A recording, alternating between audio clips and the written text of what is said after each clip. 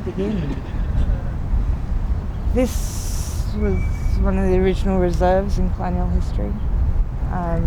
When the English came and cleared land, they kind of mustered the survivors into this area, observed them specifically from that building at the end. That was the Department of Aboriginal Affairs. And then the gold rush started, and you can't have native people living in a terra nullius claimed land, so they had to move this reserve, this concentration camp, to Shepparton, which is where lots of the missionaries in Shepparton started.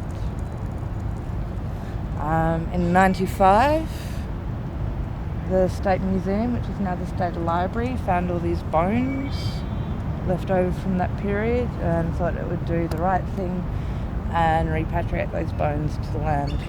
Unfortunately, all the remains were kind of jumbled up in a box of dust and ashes, and they couldn't figure out which bones belonged to which land, and so they honoured all those tribes by placing them in the last place that they knew that they actually were, and that was what they called King's Domain. And in 2006, Uncle Kevin Buzzcott and a few other uncles decided to reclaim this hill known as King's Domain and light a fire, a sacred fire, for reconciliation, for healing, to establish forgotten Aboriginal law.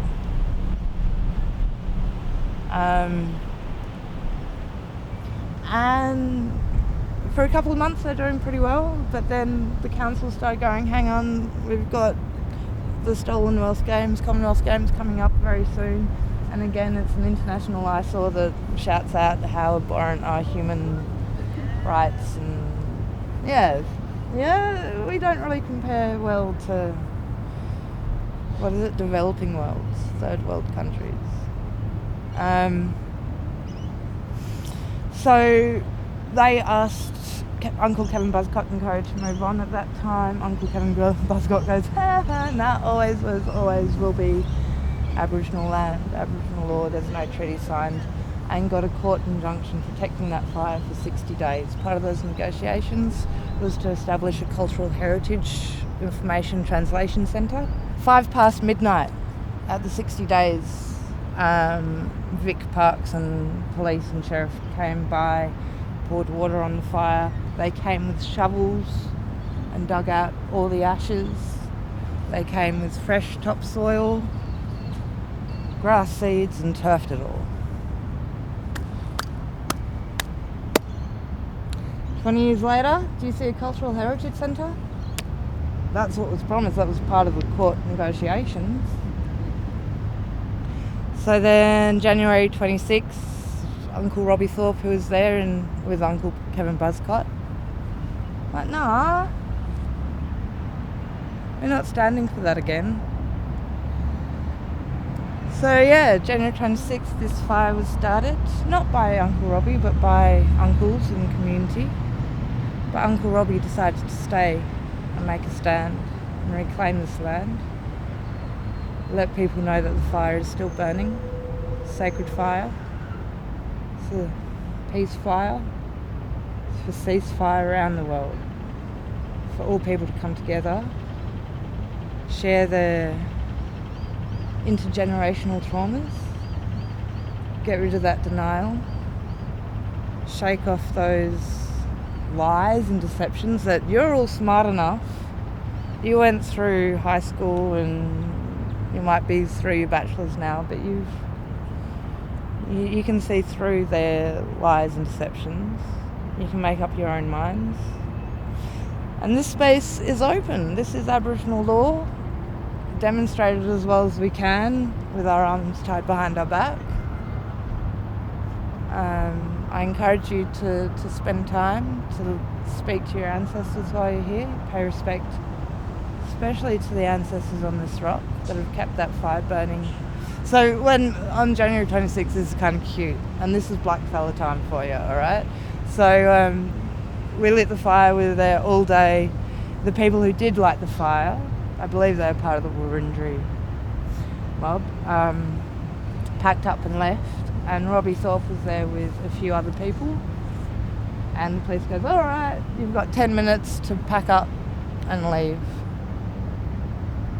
It's been the longest 10 minutes I've ever had in my life, and I'm loving every second of it. The people that come through, the connections that people find just by having a single conversation, the fact that that trauma has galvanised their own personal storylines and their own personal histories to such a fact that they can find cousins generations gone through their own storylines, and for some reason they end up at this fire connecting.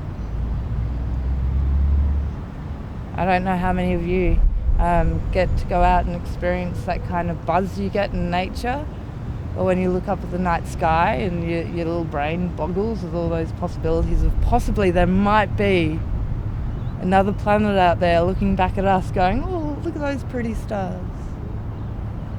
That's what this space is about. It's a beautiful, complex law that can't be written down in a volume or volumes. It's a dynamic law that's created through conversation at a campfire. In theory, it doesn't make sense and it's a real hard sell, but in practice, let your people know that the land's everywhere. The spirits are everywhere. Just because there's a box of bones buried there doesn't mean that there aren't our ancestors everywhere. So tread lightly, speak loudly, and yeah.